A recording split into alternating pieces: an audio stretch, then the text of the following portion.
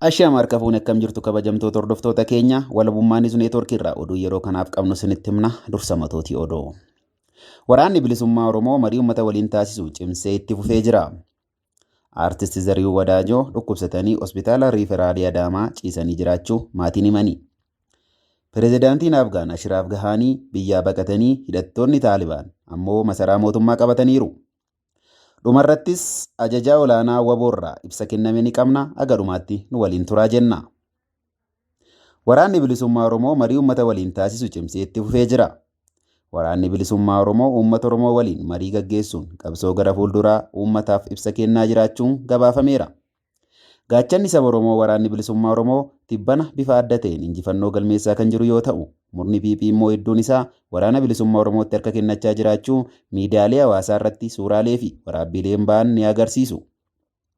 Kuni kanaan osoo jiru hagayya 14 bara 2021 waraanni bilisummaa Oromoo Cibraa Odaa Doolaa Buttaa Gooroo Doolaa magaalaa Saansar keessatti erga lukkee diinaa ari'ee baasee booda uummata waliin marii gaggeessee akka jiru beekameera. Haaluma kanaan uummanni injifannoo isaa dammaqinaan akka tifkatuu fi qabsoo bilisummaaf gaggeessamu akka cimsee itti fufu dhaamsa uummataaf dhaamuun beekameera. Uummanni ammaan booda qabsoo isaa ilmaan isaa qaqqaalii lubbuu isaanii wareeguun qabsootti cichan waraana bilisummaa Oromoo waliin ta'uun biyya isaanii akka harka sirna duraanii jalaa bilisa baasan irbuu haaromsachuun waadaa galaniiru jechuun gabaafameera. Hagayya 8 2021 irraa kaasee Finfinnee irraa kallattii sadiin waboon duula bobbii gabrummaa hundeen buqqisuu taasisaa jiraachuu ajajaan waliigalaa waboo jaalmarroon raadiyoolee adda addaatiif ibsa kennaniiru jechuun gabaasuun keenya ni yaadatama. Aartist Zariihuu Wadaajoo dhukkubsatanii hospitaala Rift Vaalii Adaamaa ciisanii jiraachuu maatiin himanii.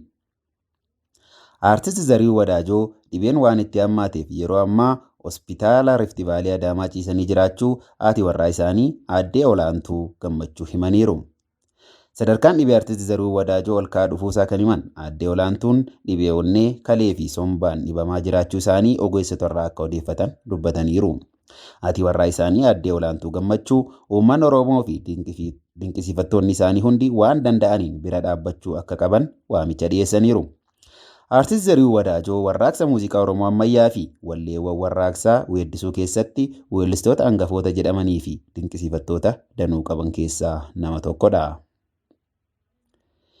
Pireezidaantiin Afgaan Ashiraaf Gahaanii biyyaa baqataniin hidhattoonni Taalibaan ammoo masaraa mootummaa qabataniiru. Pireezidaantiin Afgaan Ashiraaf Gahaanii baqachuun milishoonni Taalibaan immoo masaraa mootummaa kan magaalaa Kaabul keessa jiru qabachuun barame. Pireezidaantiin Afgaanistaan Ashiraaf Gahaanii Taalibaanonni magaalaa guddoo biyyattii Kaabul to'achuu hordofee hagayya 15 2021 biyyattii gadhiisuun ba'uun dhaga'ameera. Gabaasaaleen qondaaltota biyyattii eeruun akka jedhanitti ittaanaan pireezidaantii Armullaa Saalee illee Afgaanistaan gadhiisanii gara biyya biraatti baqataniiru. Haaluma kanaan Taalibaanonni guyyuma kana gara galgala masaraa mootummaa kan Kaabul keessaa to'achuu himaniiru. Gaazexeessaa biyya keessaa Bilaal Saarwee akka namoota lama marii keessatti kallattiin himatanitti dubbatetti pireezidaantii Gahaanii qaama sirna aangoo dabarsuu masaraa keessatti gaggeeffamu akka ta'an waliigalamee ture. Haa ta'u malee pireezidaantichaaf aangoonni olaanoon biyyattii gaggeessaa turan biyya keessaa baqatanii ba'aniiru.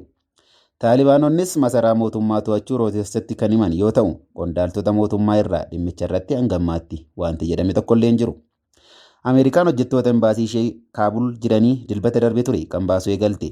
Mootummaa Ameerikaa kun loltoota isaa dursee Afgaanistaan keessaa baasee kan ture yoo ta'u, hojjettoota embaasii baasuuf irra deebiin loltoota 5,000 garasitti bobbaasee ture. Murtee loltoonni Ameerikaa guutummaatti Afgaanistaan keessaa akka ba'an murteessan ilaalchise pireezidaantii Joo Baayiden sababni amansiisaan loltoonni Ameerikaa waraana biyya biraa keessa yeroo dhumaa hin qabneef turaniif hin jiru jedhaniiru. Haaluma kanaan Taalibaanonni dhukaasa tokko malee magaalota gurguddoo biyyattii kutaa biyyaa to'achuu eegaluu isaanii gabaafamaa ture. Taalibaan kan duraan Afgaanistaan bulchaa ture bara 2021 aleellaa 911 yookaan 911 Alqaayidaan Ameerikaa irratti raawwate hordofuun waraana Ameerikaatiin aangoorraa ari'amee ture. Yeroos Taalibaan hooggantoota Alqaayidaa akka Osaamaa Bin Laadeniif fi kaaniif da'oo ta'aa akka tures beekamaadha.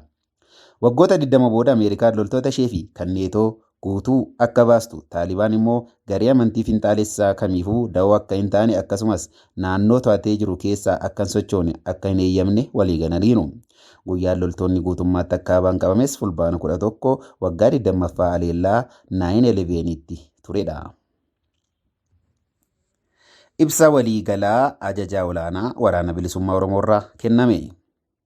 Abbaan irree tumsa sabaa fi sablammootaan bakka ni ka'a. Ajajaan olaanaa ABO dhimma tumsa humnoota farra abbaa irree Abiyyi Ahmed ta'an waliin walitti dhufanii mari'achuu eegaluu Associated Press irratti erga ibsanii booda ololli sodaa irraa madde aktiivistootaa fi miidiyaa PP'n karaa leellistoota nafxanyummaa ifaan yeroo gaggeeffamu warra ABO siyaasa keessaa moggeessuun qabsoo Oromoo gara fedhanitti micciiruun dantaa dhuunfaa fi fedhii isaanii guuttachuuf dhaamaaniin immoo harka lafa jalaan gaggeeffamaa jira.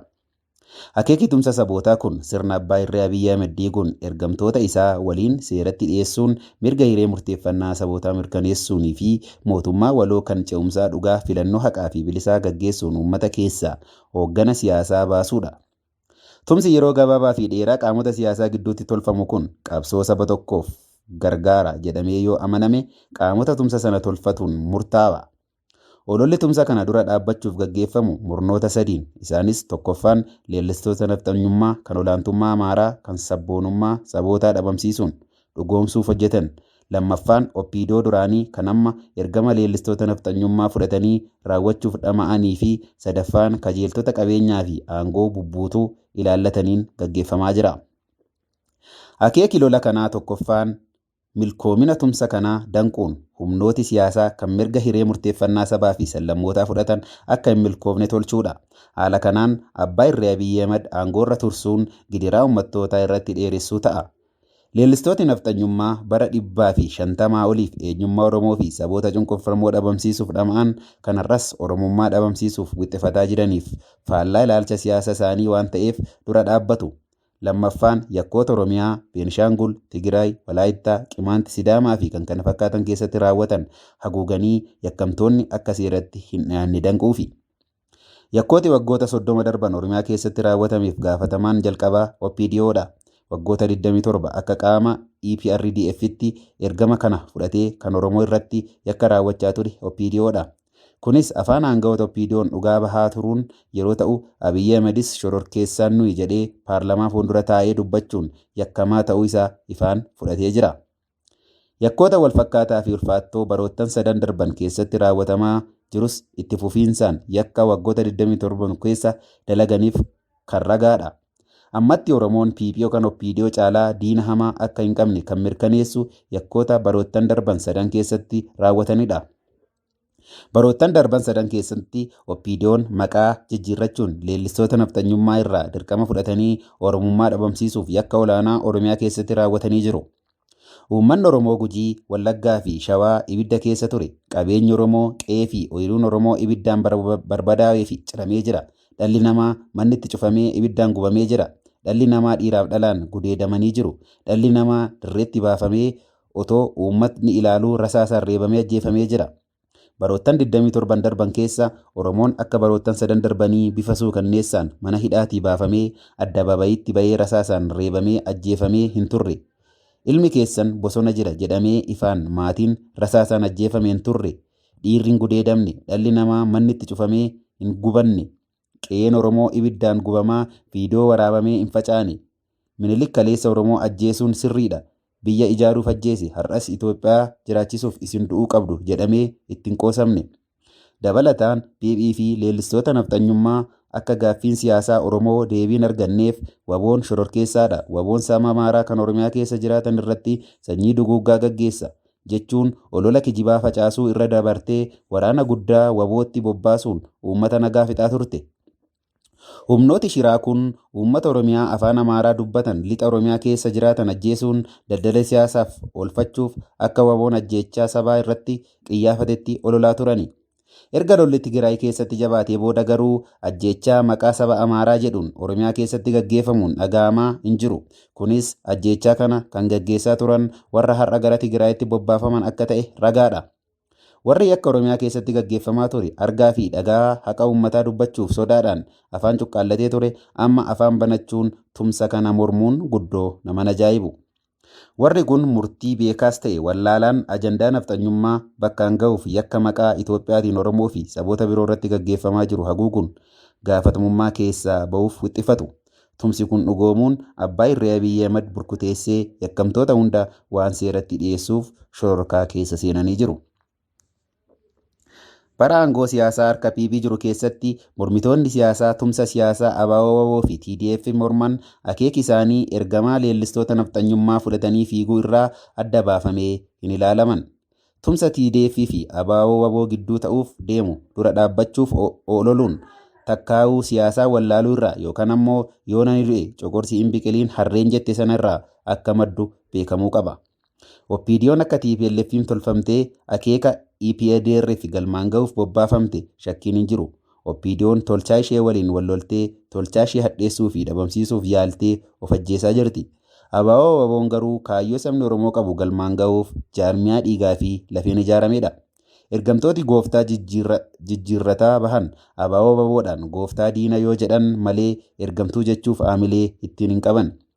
Kanaaf ragaan ABO'n waggoota 50 darban keessa ibiddaan qoramee beelaa fi dheebuu keessa darbee dhiiga isaa dhangalaasee du'ee qabsoo jiraachisee haalota zaliilii fi rakkisootaan keessa akeekaa fi kaayyoo Oromoo qabatee uummata isaaf amanamaa ta'uu mirkaneessaa jira.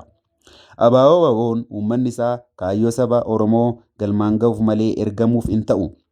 Waliigalteen saboota gidduutti tolfamuuf adeemus kan dantaa sabaa hin shadhabne kan ABO'n abboomamu kan mirga hiree ofii ofiin murteeffachuu saba Oromoo mirkaneessu kan fedhii fi walqixxummaa sabootaa irratti hundaa'uu qabu akka ta'e uummati keenya akka hubatuu fi olola diinaan akka hin burjaajofne ajajaan olaanaa WBO ABO dhaamaniiru. Dhumarratti tarkaanfiin tumsa siyaasaa fi waraana ABO'n saboota cunqurfamoo kan mirga hiree murteeffannaatti amanan waliin taasisuuf haasawaa eegalame kanaan kan rifate viizaa qopheeffachaa jiru yakkamtoota PP'dha. Ololli kunis jibba galma ga'umsaa qabsoo Oromoo irraa akkasumas sodaa Abbaa Irree aangoo irraa yoo kaafame barri aangoo isaanii waan dhumatuuf akka ta'e hubatamuu qaba. Faashistummaan PP qabsoo ABO'n godhaa jiruu fi tumsa uummattoota waliin tolfamuun xumuratti tarkaanfachaa jiraachuu uummati keenya akka hubatu feena. Ololli diinii fi jaleen diinaa oofaa jiran kamiyyuu kan qabsoo Oromoof quuqamu irraa akka hin taane beekamee Oromoon ABO waliin ta'ee biyya isaa irratti abbaa ta'uuf biyya isaa mirkaneeffachuuf naannoo isaa dhuunfatee bulchuutti akka keenya waamicha dabarsina. Kanaaf tumsi sabootaa kan ABO'n keessatti hirmaatu kun tarkaanfii sirrii fi yeroo isaa eeggate ta'uu kan mirkaneessu wacaa fi boo'icha diinaa fi jalee diinaati. Abbaan Irree tumsa sabootaan bakkaa kaafama. Injifannoon uummata Oromoof. Ajajaa olaanaa ABO Agayya 13 2021. Egaan kabajamtoota hordoftoota keenya qophiileen keenya oduu fi ibsa addaa ajajaa olaanaa waraana bilisummaa Oromoo irraa kenname waliin wal qabatee dhiyaate isan gammaa ture. Qophiilee walabummaa Niwuz Neetwoorkii hafan waliin turtii gaarii jenna.